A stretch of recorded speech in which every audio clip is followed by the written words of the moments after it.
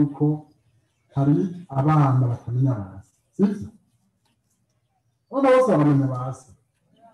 Oya, urashobora gusanga umwana udashobora kubaza se ngo amumenye. Umva biryoshye. Wowe uzi so hasi, kuzi izina ryiwe, urazi izina rya soko. Urazi izina rya soko. Ntiwumva ko hari abatazi izina rya soko. Urazi izina rya soko kuzi. Oya, abafise base baze guca bashika babaza. Ati mbega papa, je ko ndi mwene wewe. Wewe uri mwene nde? Wewe uri mwene nde? Nirakubaza uti uwo nawe ni mwene nde? Uze kumvira aho so wawe ageza. Ariko muzobibanze. Uko muroza mukibafise. Ahandi ho uzorondera iyo wavuye uhabure. Sivyo? Rero mwe muca muvuga ngo muraho mu muji, ba papa nabo na mama bamutoka birimana. Yo bikomeye muca mugira ngo ni muji wanyu twe turi wacu. Sivyo? Mu gihe turiko turitegura guhimbaza umunsi mukuru wa Saint Valentin. Sivyo? Rero nibo bambwiye ngo nabo turiko turategura mutegure kuzobwira ngo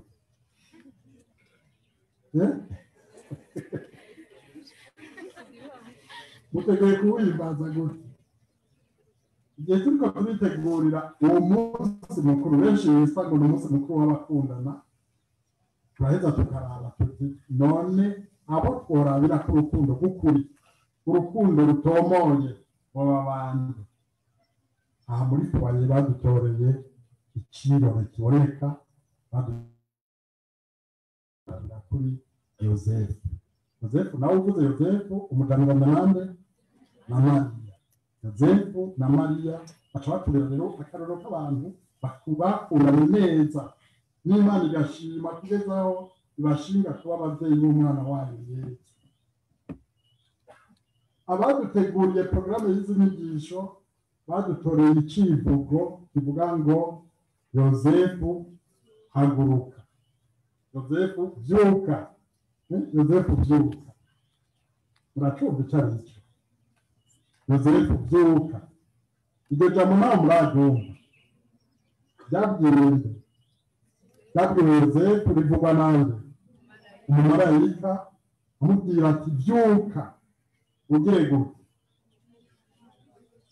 Ugire gute? Urungisha umwana na nyina. Ndumva ko mukurikira cyane. Iryo jambo rero rirakomeye kuko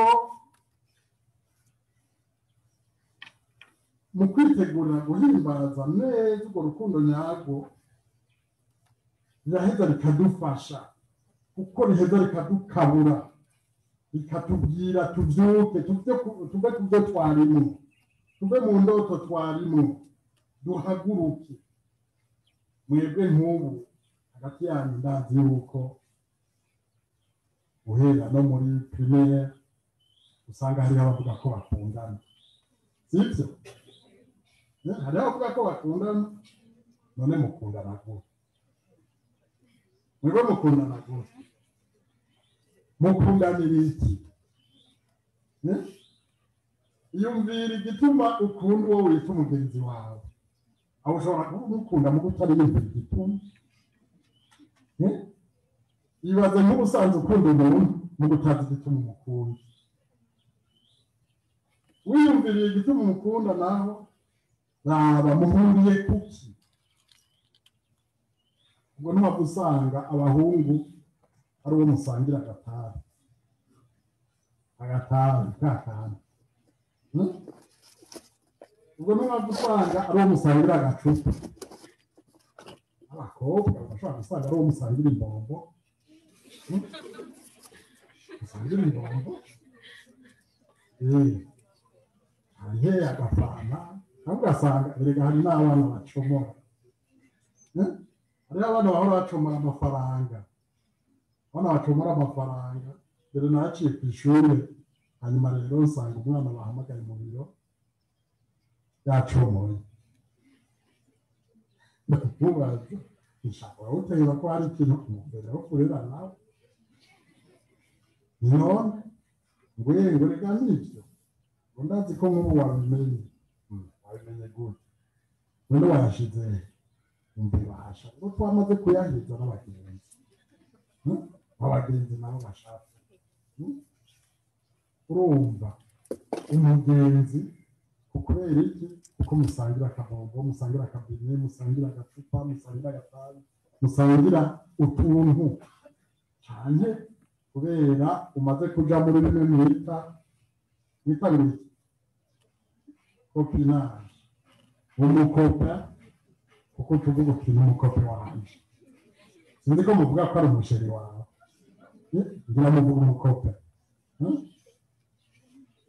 nawe akaza akarakurungikira utumesaje turyoshye muri telefone za telefone rero murarekuriye gutwara telefone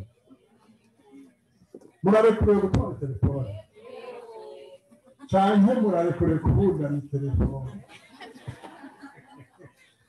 kuko abazirekuriwe ngo bagendana baba bafise telefone ngendanwa abandi nabo muragira gute murazibundana ni telefone rero mbundana niyo mutunze telefone mbundana rero nkibaza mbe nk'ubu wo kubaza ati umugenzi définis-moi ce que c'est umugenzi wawe définisa gute umugenzi n'umugenzi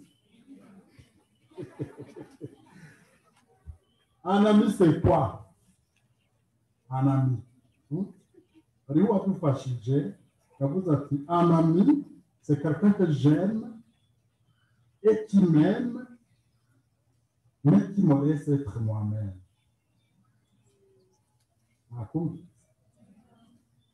C'est quelqu'un que j'aime et qui m'aime mais qui me laisse être moi-même ou qui m'aide à être moi-même.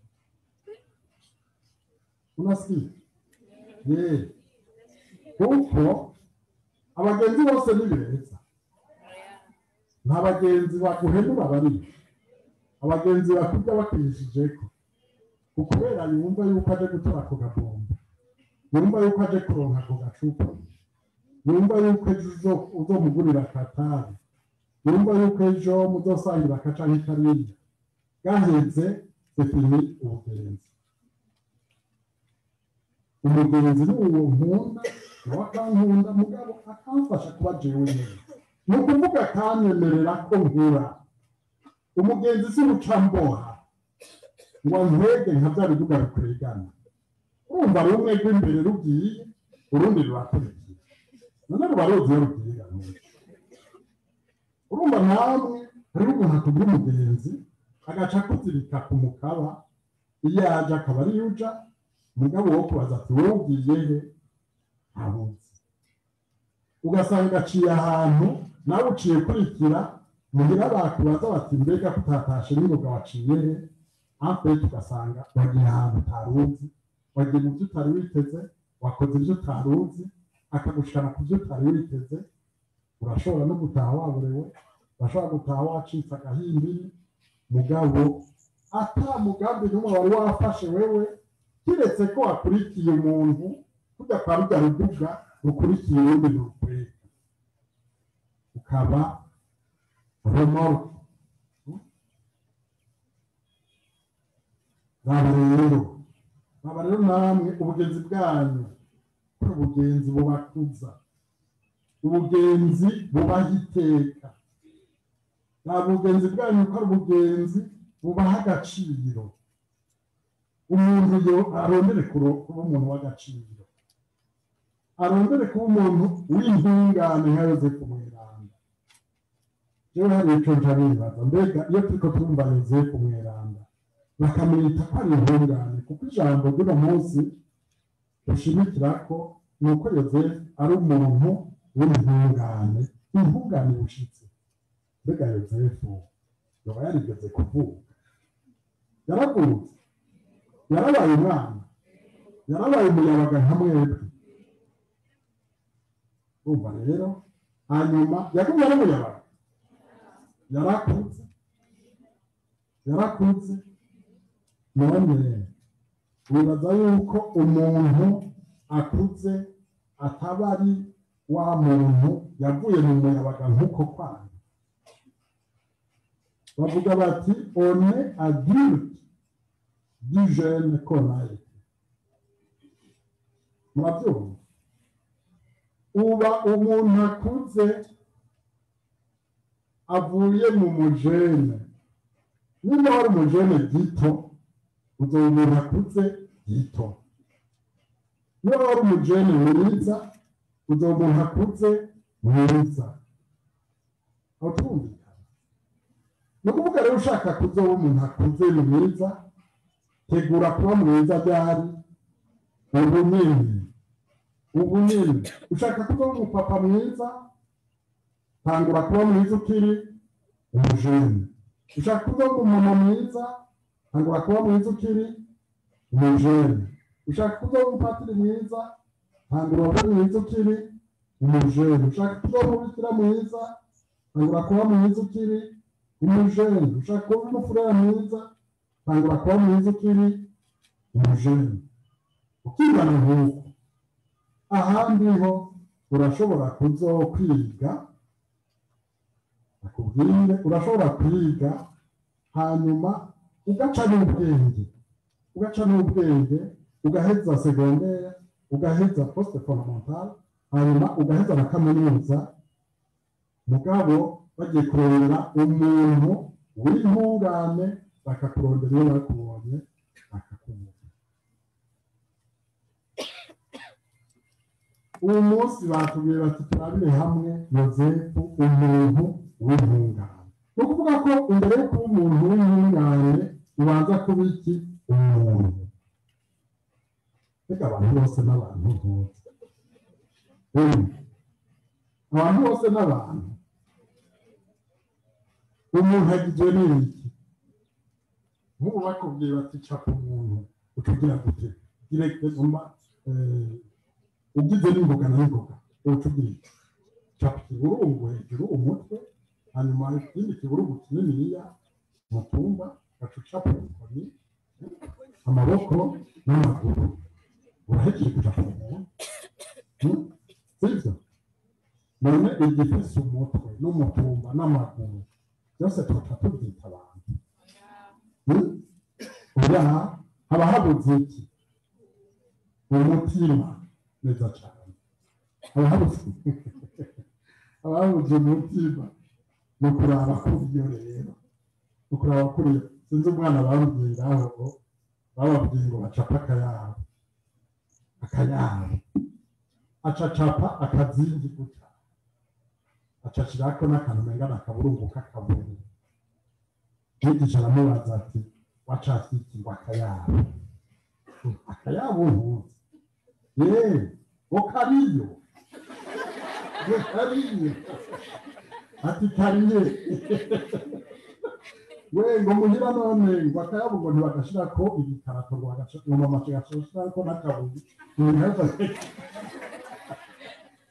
kariyo none umuntu ni kuraba ko kariyo umutima uriyo urumva usanga atawuriyo muri kimwe wacapa uwo muntu wawe ntibaba bakimwisa umuntu mugabo bacamwita umuntu atagira umutima cyangwa bakamwita igipfamutima urumva rero ntushobora kuba intungane utabanje kuba umuntu Yozefu tumwita intungane kuko ari umuntu arushitse hanyuma mu bandi bantu naho akaba n'intungane intungane tuyiraba twikompaye n'abandi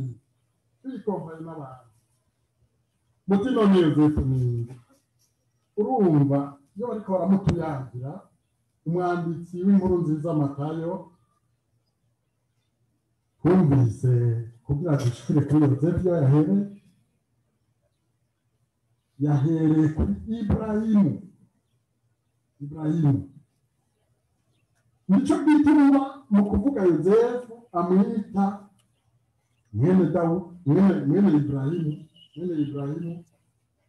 mwene Dawudi kubera Dawudi nawe yabaye umwami rurangirana bamenyekanye muri ubwo ruhererekane runiniya cane niwe bazi cyane ashobora kuvuga bati jewe ndiwo kwa dore wawe na Dawudi ndiwo mu nda y'ingoma ya Dawudi ni ukuvuga bamwita mwene Dawudi mwene Ibrahimu imvukira nyayo ya Dawudi urumva iryo zina ugiye mu mazina y'amatazirano ya Yozefu Mweranda aha mu gatabo k'abakirisitu ku rupapuro rw'ijana na mirongo ine n'umunani n'icenda muzogasoma murabe amazina ya Yozefu amatazirano ya Yozefu mbega muri murafise amatazirano none ntabwo serera muhanda muradufise hajya rero muraduza muraraba tudadusirira turafise icyo tuvuga tudadusirira muhanda abantu bapfa kuguha agasirino baba baravye ukuneze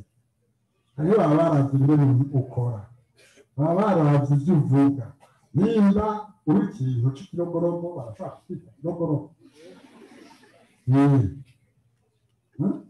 nimba babona kuri umuntu adafatika barashobora kwita muyaga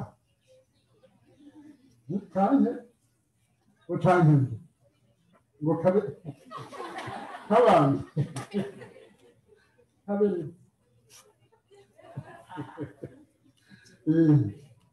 urumva iyo bavuze bati izina n'iryo muntu ntawe upfa kwisa akazina umuntu atagira icyo agakuye Yozefu nawe kubera baba barabonye ingeso nziza ziwe ubugwaneza bwiwe nk'uko papa amudusigurira turi mu mwaka papa yitiriye umwaka wa Yozefu Mweranda ni ukuvuga tugeze ku mwaka ugira 150 Yozefu Mweranda atangajwe icese na Papa Piyo w'icenda akamwita ni Papa Piyo w'icenda cyane w'icumi na rimwe akamwita umuvunyi w'ekleziya yose haciye imyaka 150 turi muri iyo bire rero y'imyaka 150 Yozefu Mweranda yiswe umuvunyi wa ekleziya urumva rero imyaka mwebwe mumaze kugira ubu muri ko mugirana ubire y'imyaka ingana ufise myinshi muri mwebwe n'ingana Benson urumva sinike ankara bikinjana usigaje gatoya n'igikwiye urumva twebwe tumaze imyaka 150 Yozefu aragijwe ekleziya akaba umuvunyi w'ekleziya papa rero kuri uyu mwaka l'année anniversaire uko bavuga l'année jubilaire yahavuye aduha ko tuzohimbaza Yozefu umwaka wose kuva ku itariki 8 z'ukwicumi na kabiri k'umwaka uheze wa 2020 kuzoshikana ku itariki 8 z'ukwicumi na kabiri w'umwaka 2021 ni ukuvuga ku munsi mukuru wa Bikira Mariya wasamwe atagicumuro atagicumuro ya Bikira Mariya rero papa araheza akadusigurira Yozefu akamutwereka akamutaka akamuvuga akamutazira nuko ariko ndavuga nti muratazirana namwe papa acamutwereka ko twomutangarira nk'umuvyeyi w'igikundiro Ampère aimé Yozefu Ampère aimé umuvyeyi w'ubutwaneza le père dans la tendresse umupapa w'umugamburutsi umupapa mu kwakira le père dans l'accueil umupapa w'ubutwari n'ubwira le père au courage créatif umupapa ashira kubwira mu bikorwa un travailleur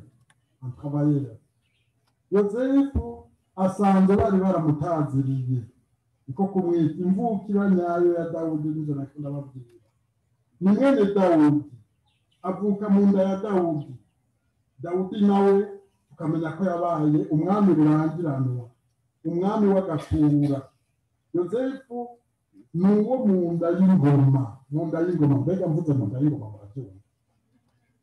Muri Garadinasi, muri histoire,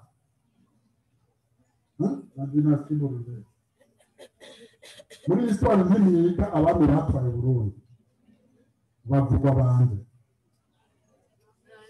Ntare, Mwezi, Mutaga, Mwibutsa,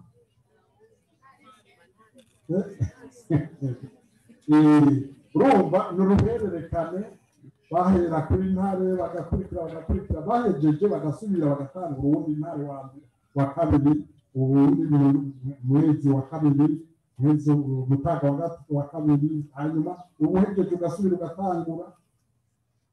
C'est ce qu'on appelle la dynastie. Urukurikirane rw'abantu.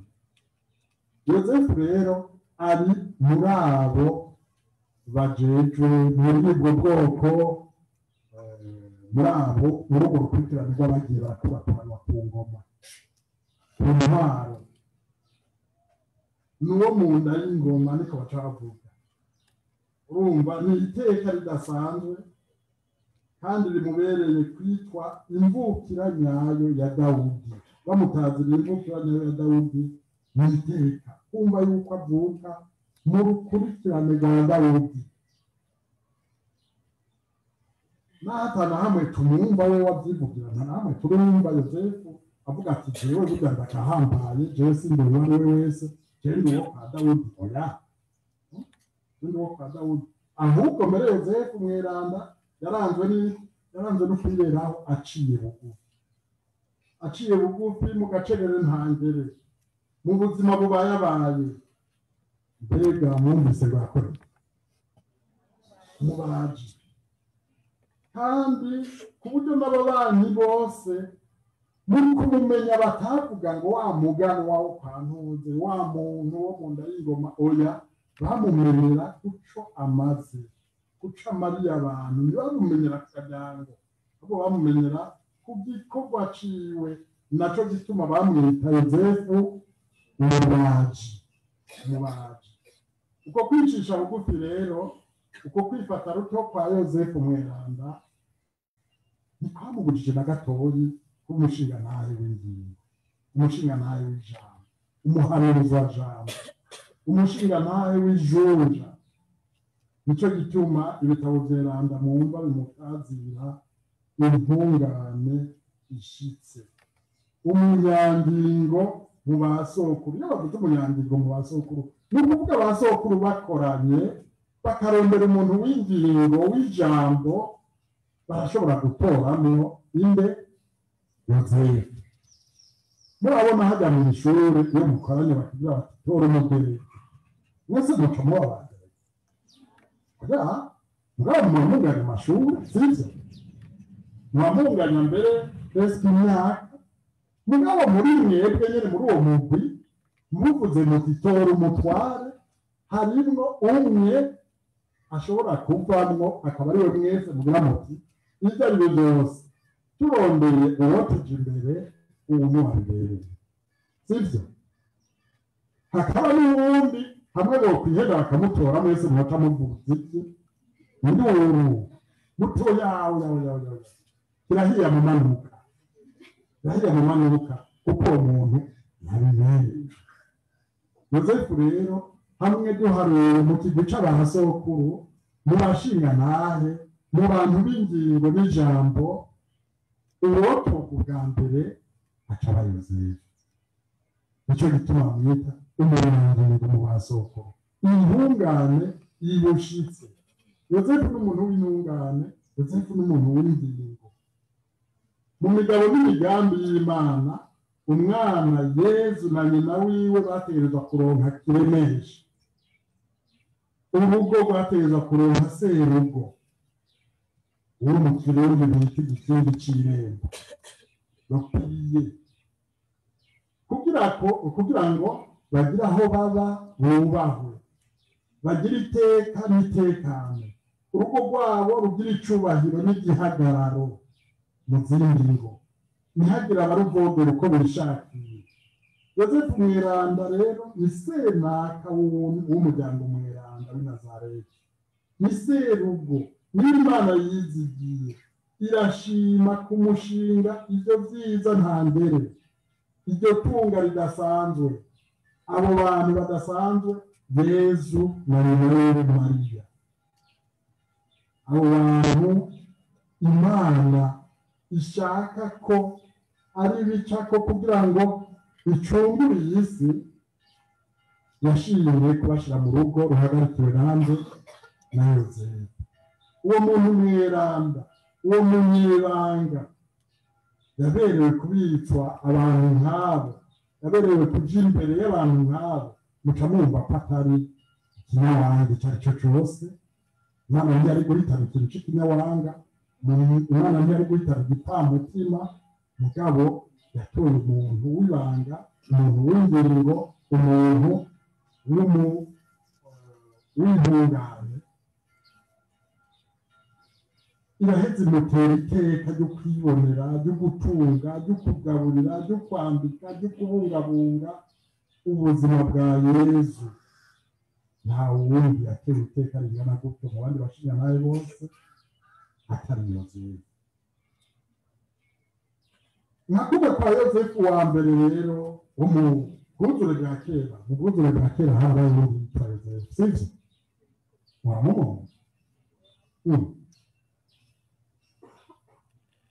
Yosefu wa kera yari mwene Yakobo, hanyuma agurishwa na bene wabo, bamutwara bamudandaza, bamushora kubagiriye kuba mu Misiri.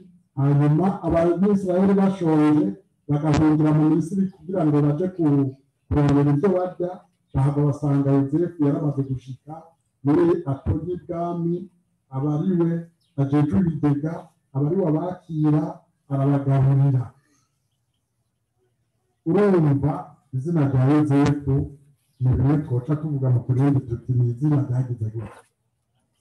Mu Kirundi bacavuga ko ari izina ryakunze, ariko izina ryahezagiwe, izina ryakunze.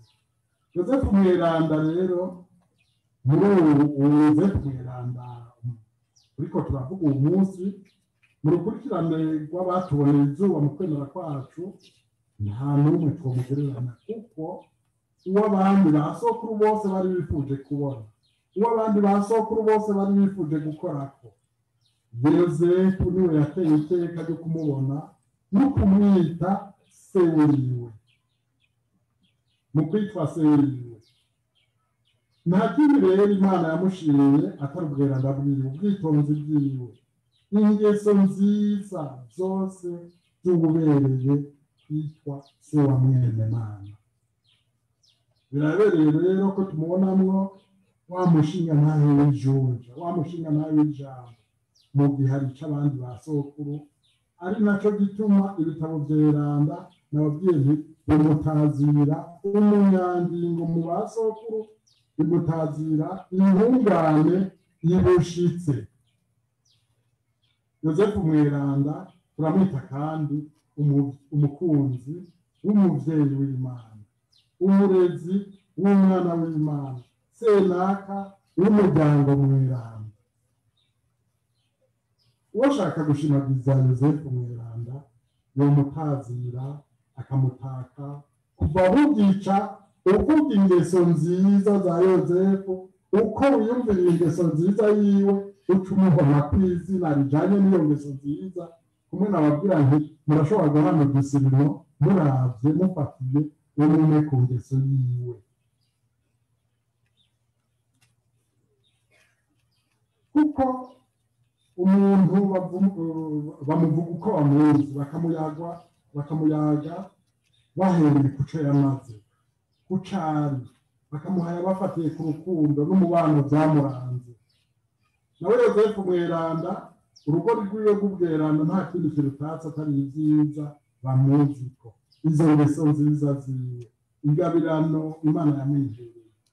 Hari umweranda witwa Bernardo w'Isiyeni, niwe yagira ati uri Imana ishinze amabanga ahambaye, imuha n'ingabirano bakwiranye. Uri Imana irinze ishinga amabanga ahambaye, imuha n'ingabirano bakwiranye. Yosefu mweranda rero Imana yaramuhunze ubutore bwose bubereye igikorwa yari yamutoreye, ico gikorwa cyo kuba umuvyeyi wa Yesu, umuvyeyi wa Yesu. Uwo mu bwuzure bwa kera barinda bita intungane ishitse, ariwe n'ubu duheza tukita niyo tutavuze ngo intungane, mugabo ababaye intungane, abagendeye iteka, abagendeye ibanga, turaheza tukabita baki aberanda. Uwo rero barinda bita intungane, uwo twita umweranda uyu munsi, niwo wese yemera akagendera kw'ishaka ry'Imana.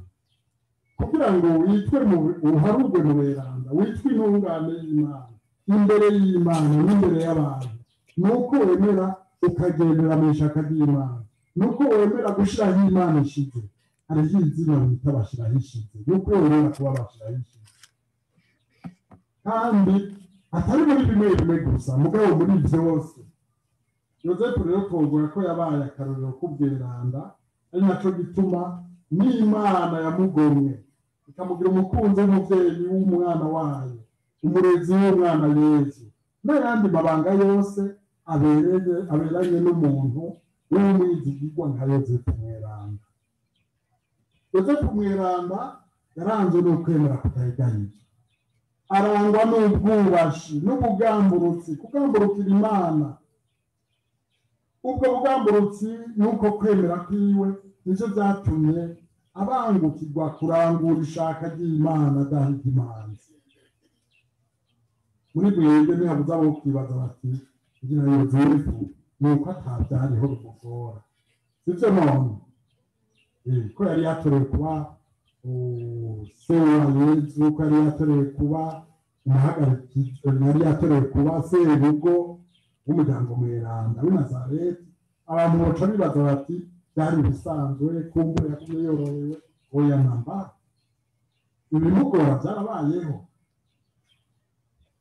Mbere kumwe abahinga bashishoza neza bakadutororokaniriza bakagira bati Bikira Mariya burya yaragize amagorwa, bakamwita n'umugabekazi yabonye amagorwa yose. Ayo magorwa bakayapfunyapunya mu magorwa indwi, bagira bati amagorwa indwi ya Bikira Mariya. Na Yosefu turashobora kuvuga yuko yabonye amagorwa, turashobora kuvuga hariho abayegeranije baragira bati amagorwa indwi ya Yosefu, amagorwa indwi ya Yosefu. Mugabo kandi ko yari uwumurikiwe n'Imana, uwukorera umugambi w'Imana, ntabuze Imana ntiguha kumbwira kuri iyo karisi y'amagorwa gusa, mugabo iraguhana akanyamuneza kajana n'ubwo butumwa. Yaragize recette joie et recette douleur de Joseph. Ugiye kuraba akadufata icambere, uravye imbere y'uko Yosefu abana na Bikira Mariya, iyo nkuru nziza murayizi, sivyo? Ngo vyagenze gute? Mariya yasabwe na Yosefu, ariko imbere y'uko babana agasanga yarasamye inda ku bubasha bwa mutima mweranda. Wumva byaca bigenda gute? Wumva yaciye yivuga amazina ati ndahiriwe, umugore wanje yapfaye. Wumva yari guca yivuga amazina? Bizaramutera akababaro, biramutera kuyijijana no kwiyumvira ati ndabigire gute. Muga kuko yari umuntu w'intungane, amurikiwe n'Imana, amurikiwe na mutima, akabona ingene yoshobora kubitunganya neza ata bintu bigize kononekara. Uwo Mariya haba arinda gutega amabuye nk'abandi bakobwa batwaye inda z'ishushu, uko byabagerera muri Israeli, kuko baca babicisha amabuye. Ako kababaro rero karashikiye Yosefu, ariko kandi akanyamuneza kahavuye kaza ni ukubona umumarayika yarahejeje akaharenguka, akabwira Yosefu, akamutomorera ivyerekeye urubanyi ya Bikira Mariya. Yamubwiye ko ari yande? Ya mutima mweranda. Yosefu rero kumva yuko ari igikorwa ca mutima mweranda cabaye ku mufiyanse wiwe Mariya, ico caramutera iteka, ico caramuhaye akanyamuneza. Amaze kuvuka igihe cy'ivuka nako nk'uko tubisanga muri Luka ikigabane cya 2 akarongo k'indwi gushika kwa 18. Murazi yuko Yozefu na Bikira Mariya bari bagiye hehe kwiyandikisha muri Rusasuma, hanyuma aho bashikiyeyo imbanyi igafata Bikira Mariya kandi baronke aho ashobora kumwakira indaro kugira ngo abe ariho ashikarira umwana Yesu. Ibyo byaramuteye umudugararo, byaramuteye akababaro. Iyumvire namwe Yozefu atabagira hirya no hino kurondera indaro ya Mariya. Mariya ari ku mbanyi, imbanyi ikuze, imbanyi zirivuke, akabona ingene abantu atagishika mwakirana, ushika aho baruhira kugaputira kugakwitiza ubwato buri mu isenga ry'ibuye, ubwato abongere baheramo icuhiro inka, akaba ariho bahava baganika ako kana kamaze kuvuka bakagasasira ibiti amabanje meza, bagasasira ubwatsi bakakorosa iki ukushambara. Mwebwe mwagiriwe ubutumire, mwebwe mugera kuvuka n'impuzu zabo zoshera, ba mama ba papa baramaze kugura impuzu byose barategekanije. Yesu ubungere byagenze wumva muri uwo mwanya Yozefu yaremerewe ukungana gute, ariko akanyamuneza kandi ntikabuze, akanyamuneza kagakunza kugikirira. Yozefu amaze kubona umwana Yesu, ibyo byose yaragize akanyamuneza. Hanyuma akanyamuneza ka Yozefu kandi kari gashimikiye kubona yuko ahejeje kwiyandikisha, bamaze kwita urwo rusasuma. Ni ukuvuga avutse ku bantu bazwi, avutse ku bantu bazwi n'amategeko. Ni ukuvuga ntazoba umwana w'igitwarire. Yesu ntabaye umwana w'igitwarire, Yesu abaye umwana avutse mu muryango kwa Yozefu na Mariya, abantu babiri bazwi kandi no muri Rusasuma yagize n'umwami Auguste César bazwi mu bitabo banditswe. Ibyo biratera akanyamuneza Yozefu. Umwana amaze kuvuka, Yozefu yaragize n'akanyamuneza kuko turazi yuko abamarayika basanirije indirimbo bakagira bati Imana inahazo mu ijuru, ku isi haza amahoro, ku bantu Imana ikunda nabo bakagira gute bakayikundira. Yozefu yaragize akanyamuneza kubona ab'imbere bashwa baduka bakaza kuraba akana Yesu. Yozefu yaragize akanyamuneza igihe aboneye n'abamajusi bavuye mu ntara za kure, abandi baje bava mu ntara za kure baza bagana aho ako kana kari, bagashikaniye abashikana bakazaniye amakado. Ibyo byose byarahurira umutima wa Yozefu akumva kwahimbawe. Ububabare bwa gatatu, igihe Yozefu yaja guhereza, igihe Yozefu na Mariya baja guhereza umwana Yesu. Murazi bakumuhereza itegeko ryo gutororwa ryavuga iki? Ryavuga ko iyo umugore yibungenze yibarutse umuhungu, umwana mu gihe cy'iminsi azoba ahumanye mu gihe ari mu butinyane. Kubera rero ko yateza gukurikiza imigenzo yo guhumanurwa, ku munsi ugira umunani bazoca bagenyera umwana, umupfasoni nawe abandanye iminsi 33 atororwa. Ngaho tureza tukabona yuko umunsi wo guhereza Yesu wari umunsi wo kumugenera, umunsi wo kugenera Yesu. Ibyo byose turashobora kwibaza tuti mbega icyo gihe waba barakoresha anesthesi? Abiga muri ubwo bwari bwazi. Ibyo ari byo byose n'uwo munsi bakoresha anesthesi, umubyeyi agiye kuraba aho bariko barabigirira umwana wiwe ntareka kugira ikinya. Mu Kirundi bavuga ngo umwana bamukura amenyo akasama nda nyina wiwe, umwana akurwa amenyo akasama nyina. Ni ukuvuga yuko uriko birashikira umwana birakora ku muvyeyi akumva yuko umenga niwe ariko arashikirwa. Bariko barabigirira rero umwana Yezu Yozefu ntiyashobora kuba atumva amarira ya Yezu ngo nawe ayumvemo akababara. Yezu yategerezwa kubabara n'amaraso akava, ariko akanyamuneza ka Yozefu gaca gahagarara hehe? Nuko aca aterwa iteka ridasanzwe ry'ukwita izina uwo munsi bita izina umwana, kuko umumarayika yari yaramubwiye ati uwo mwana uzomwita Yesu. Ni ukuvuga rero uwo munsi niwo munsi aheza akamwita izina. Ni umunsi mukuru, umunsi mukuru wo kwita izina Yesu. Yesu kandi izina naryo birihishwa.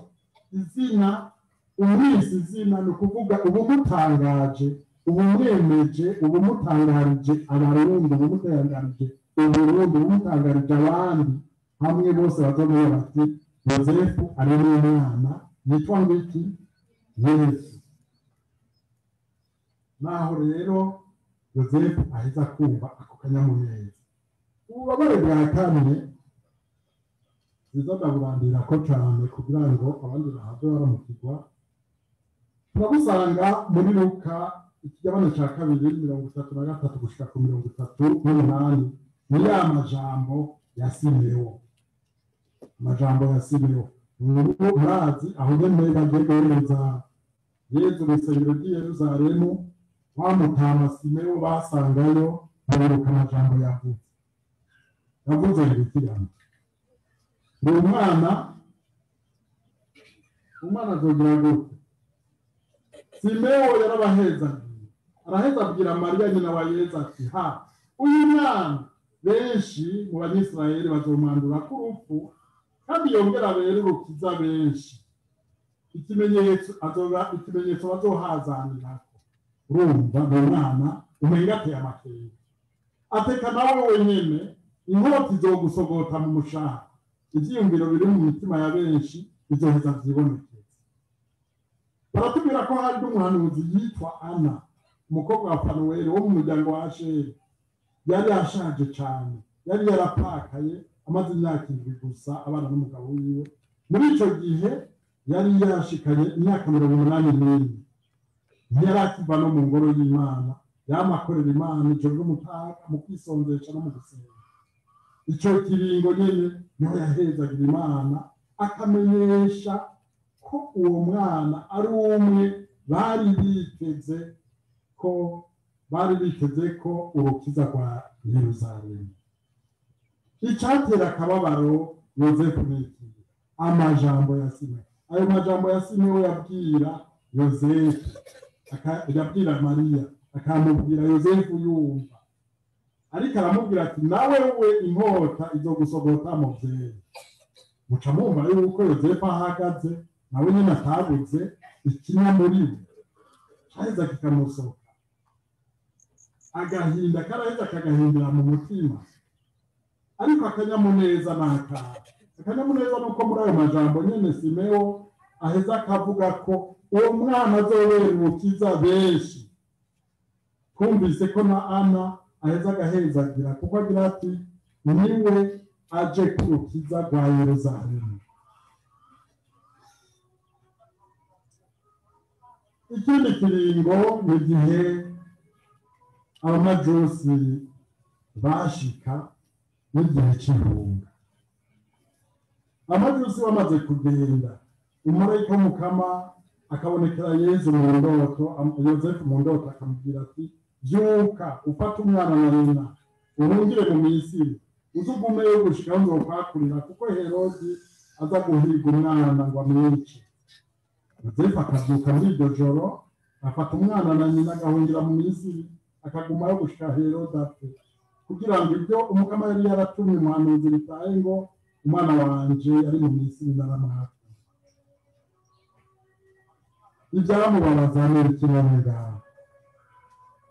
muri mwebwe hari uwahunze abantu muracari batoyi sivyo none biraza ko guhunga biryoshye ni voyage muramaze kugira voyage muramaze kuduga ruguru mukaryoherwa n'abamaze kuja hanze mukaryoherwa uribaza ko Yozefu mu kuja mu Misiri yagiye aryohewe oya yarababaye kuko yategerezwa guhunga kandi agahungisha umwana na nyina ahunga umwami kandi uwo mwami nawe afise abasirikare hirya no hino afise n'abapolisi hirya no hino bashobora kubafatira mu nzira ni ukuvuga ko yagenda umutima utari mu nda umutima uhagaze yibaza mbega ndabashikana gute na cane cane ko ata ndege yariho ngo yurire ata muduga yariho ngo yurire yaruke mugabo akabajana n'iki n'agatwazi indogobwa akantu gatoyi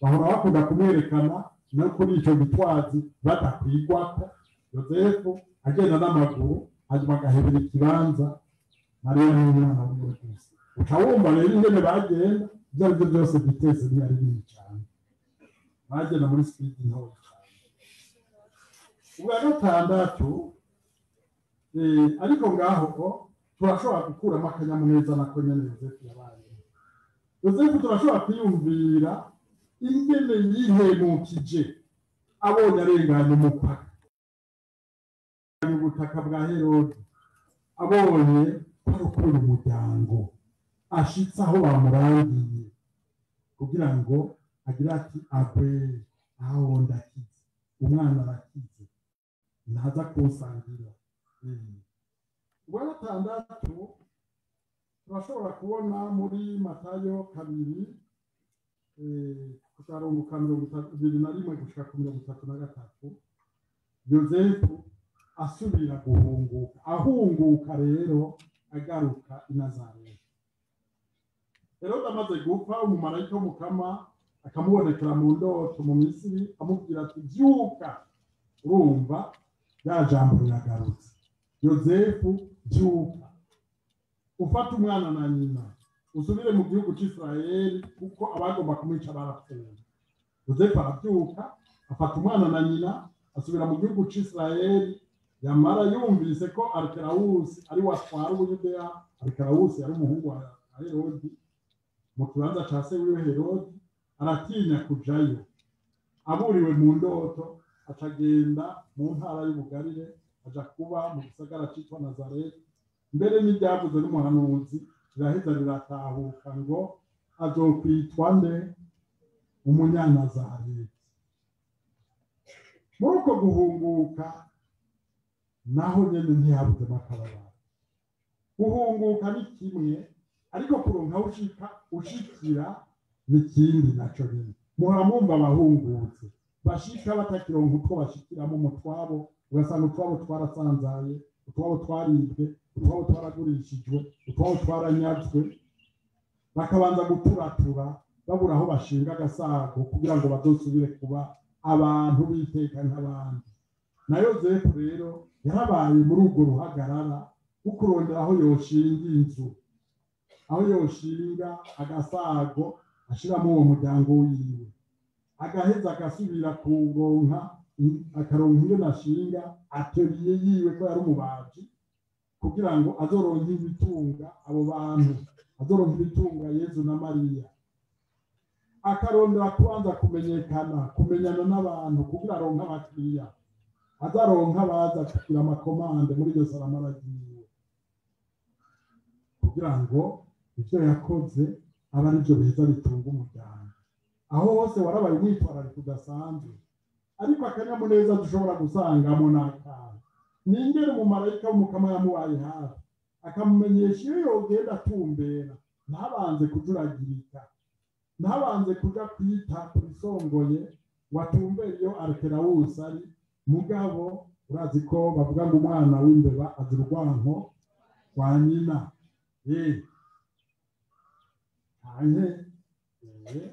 urumva aca atumbera mu Buyudeya aho gutumbera mu Buyudeya atumbera mu bugarire aja kwiyesara i Nazareti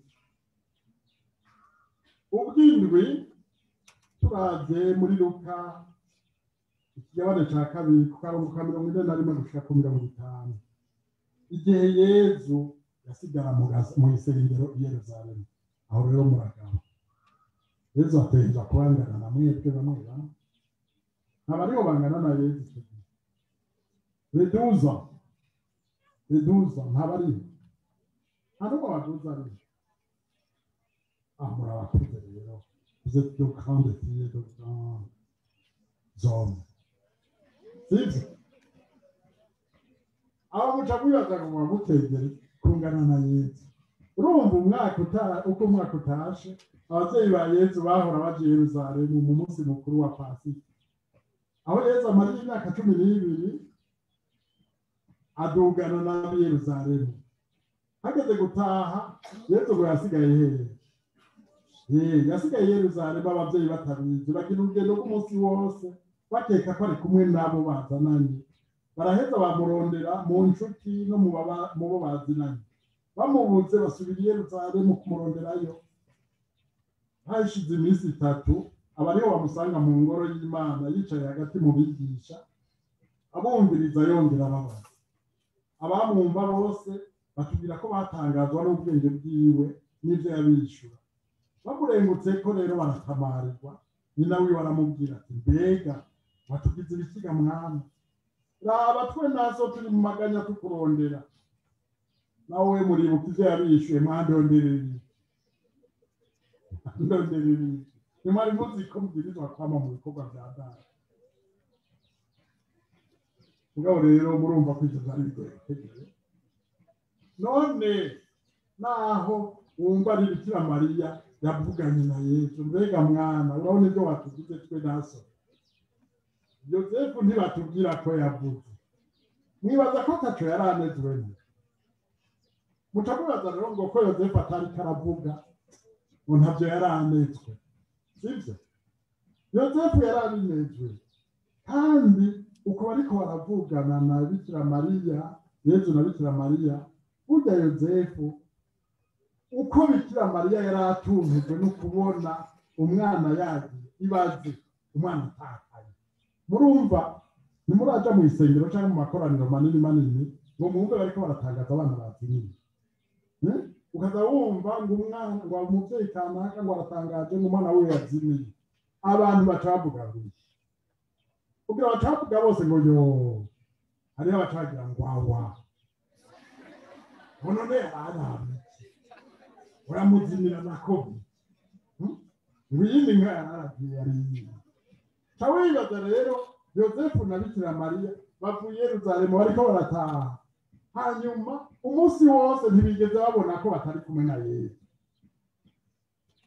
Bagumye biyumvira bati kumbure ari kumwe n'utundi duhungu bariko barikinira akabumbesi hariya, ariko bariko baracengana amayuda.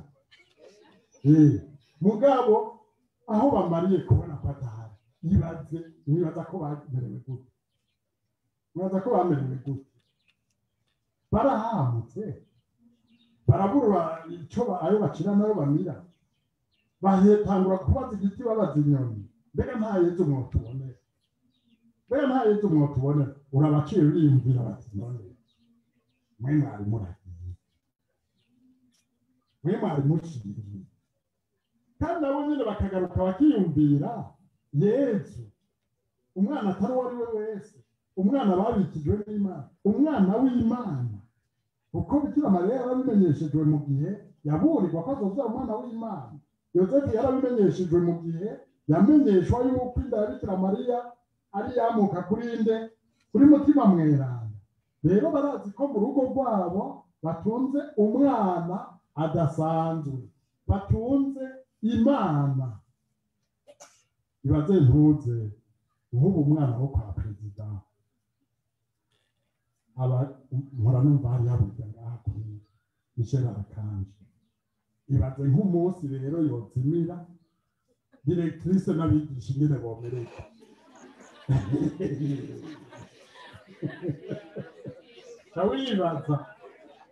Abibaza hari abigana nabo ngaho.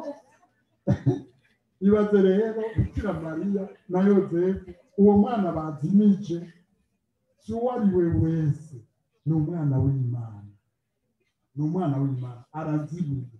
Ca wiyumvira rero agahinda kabaye muri Yozefu, agahinda kabaye muri Mariya, amaganya yabuzuye. Naho Yozefu atavuze, hajya bavuga ngo umugabo agira gute, aganyagaramye. Hari indirimbo bahora baririmba mu radio ngo umugabo aganyagaramye, umugore yitwengera yuko ibyashaka n'abantu. Urumva ukamenga amaganya yose yahereye umugore ni wacavugayo byose, niwe yaciye avugisha Yezu ati watugize ibiki mbega we. Hanyuma rero hari ikindi twoshima mugabo muri Bikira Mariya na Yozefu, murakizi cari ico. Jewe mpora ndaba ingene nk'ubu uriko uratwara umuduga ukabona utwana dutoyi hariho akana ubwenge umera nk'ubw'inkoko. Uko inkoko mu kubisa ikintu kije kiyihanamiye hari naho iciza kucita. Akana nako uraheruka mwari kumwe ukabona wagasekirije, mugabo umukumvise umuduga hariya ugasanga kapiyatse aciye gajabuka kurondera uri hariya. Nyina agashikiriye gahatswe aho kugahapore.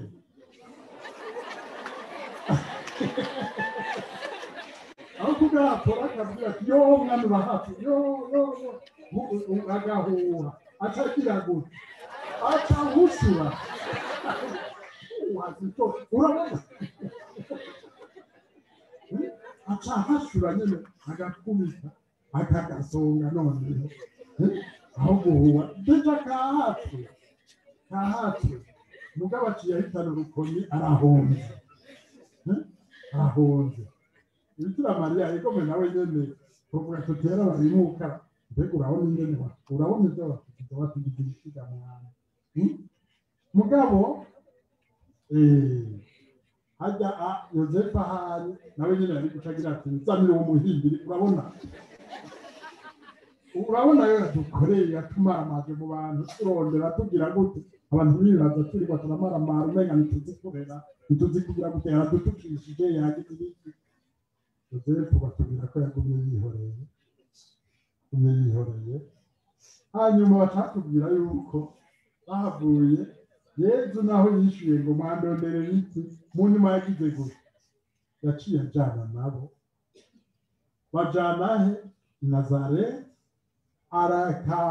akama agira gute abagamburukira.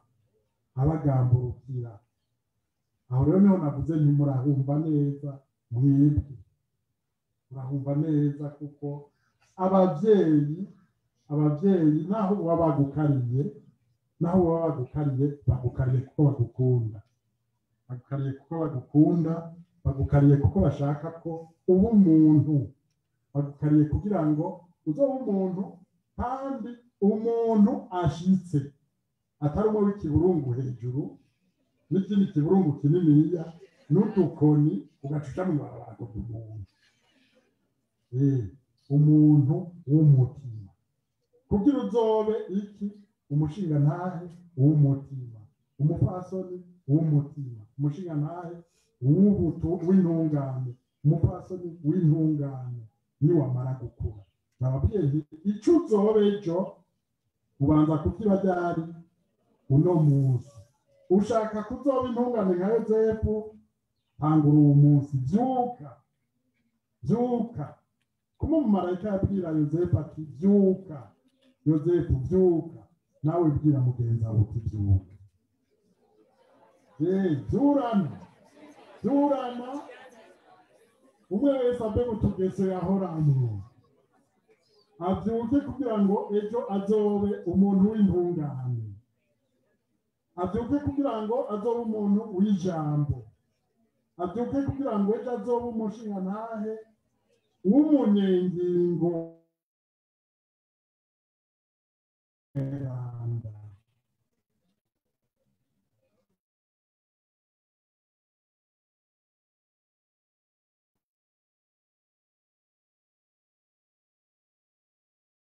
azomushinga w'ibanga azomupasori w'ibanga urimo maso kuri ka telefone wibaraba mbere uraba bitaryoshe ajya ntihabwe nibazarwanya icyo bazokura ugumye kuri takaraba kujya wigisha nawe ariko aravuga hariho abana nzi usanga gafise ngaha mu maguru mu maguru mwigisha ariko aravuga nawe uri kuzingurura igitabo atari kimwe umwigisha ati ngaho igitabo cyo muri telefone uri kuraba iki ni